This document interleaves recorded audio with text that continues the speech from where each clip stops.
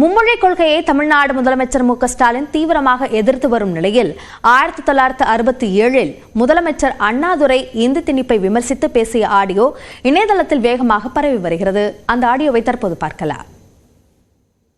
நான் இப்பொழுது எடுத்துச் சொல்லுகிறேன் மொழியை பற்றிய கருத்தை.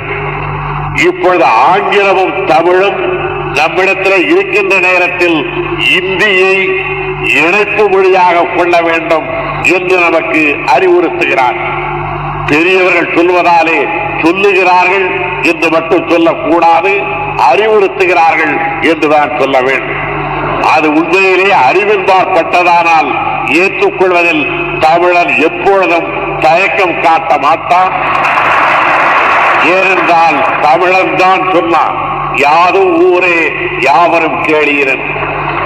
இதுவாக இருந்தாலும் என்னுடைய நாடுதான், எல்லோருமே என்னுடைய உறவினர்கள் தான் என்று 3000 ஆண்டுகளுக்கு முன்னாலே எடுத்துச் சொன்னவன் தமிழ் மகன் ஒருவன் தான்.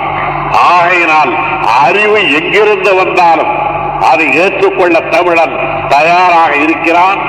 ஆனால் இடம் உயர்ந்தது என்பதாலே அது அறிவுடையது என்ற தத்துவத்தை தமிழர் ஒப்புக்கொள்ள மாட்டான். மாடியின் மேலே இருந்து கொண்டு உங்களுக்கு மலர் செண்டையும் வீசலாம். மாடியின் மேலே இருந்து கொண்டு அங்கே கூட்டிவிட்ட குப்பையையும் கொட்டலாம். மாடியிலிருந்து கொட்டப்படுவதாலேயே அது உயர்ந்த பொருளாக இருக்கும் என்று யாராவது சொல்வார்களானால் அது உண்மையிலே ஏற்புடையதாக. ஆகையினால் தரப்படுகின்ற பொருள் எப்படிப்பட்டது என்பதைத்தான் கவனிக்க வேண்டுமே தவிர அது எங்கிருந்து தரப்படுகிறது என்பது முக்கியமானதல்ல. அதனால்தான் நக்கீரன் சொன்னான், நெற்றிக்கண்ணை காட்டிடனும் குற்றம் குற்றமே என்று சொன்னான். அதைவிட பெரியவராக இன்றைய தினம் நமக்கு பலரை சொல்லப் போகிறார்கள். மற்ற எவ்வளவு பெரியவராக இருந்தாலும் அனைவரும் 2 கண் உடையவர்கள். சிலருக்கு அந்த 2 கண் கூட சரியாக இருப்பதில்லை. 3 கண்ணை காட்டிய பொழுதே குற்றம் என்றால் குற்றம்தான் என்று சொன்ன மரபின் வழி வந்து கொண்டிருக்கிற நாங்கள் இந்தியாவினுடைய ஒற்றுமைக்காக இந்தியை புகுத்துகிறோம் என்று சொல்வார்களானால் அதிலே அறிவிருப்பதாக ஏற்றுக்கொள்ள நம்மாலே முடியவில்லை.